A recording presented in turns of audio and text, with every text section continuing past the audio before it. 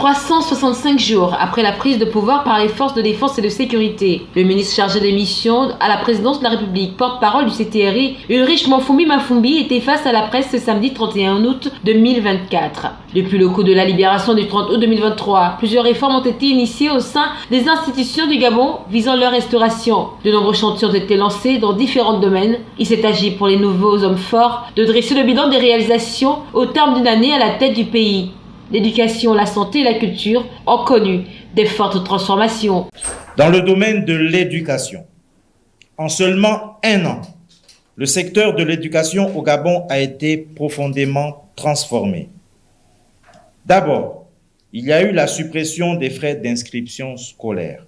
Cette mesure a permis à plus de 200 000 enfants de poursuivre leurs études, supprimant les obstacles financiers et favorisant l'égalité des chances. Dans le domaine de la santé, cette année, le Gabon a fait des progrès majeurs en santé grâce à des investissements dans les infrastructures, la modernisation des systèmes et l'amélioration de l'accès aux soins pour tous. Le porte-parole du CTRI a dans un élan de fierté abordé les points relatifs aux infrastructures, à l'économie, qui ont également connu en seulement 365 jours des réformes et des innovations. Dans le domaine de l'économie, au cours de cette année de transition, notre économie a témoigné d'une renaissance significative, propulsée par des réformes stratégiques et des investissements judicieux dans des secteurs clés.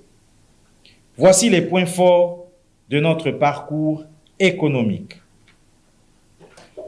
Tout d'abord, la réduction significative de la dette publique, avec un remboursement de plus de 1000 milliards de francs CFA en 12 mois seulement, démontrant une gestion proactive des finances publiques. La performance exceptionnelle des recettes fiscales, avec la collecte de 97,05 milliards de francs CFA en juillet 2024, surpassant l'objectif initial de 63,74 milliards de francs CFA avec un écart positif de 33,31 milliards de francs CFA. Les réalisations permettant l'amélioration des conditions de vie et de travail des populations de l'intérieur du pays n'étaient pas en reste. La réhabilitation du centre médical d'Akieni,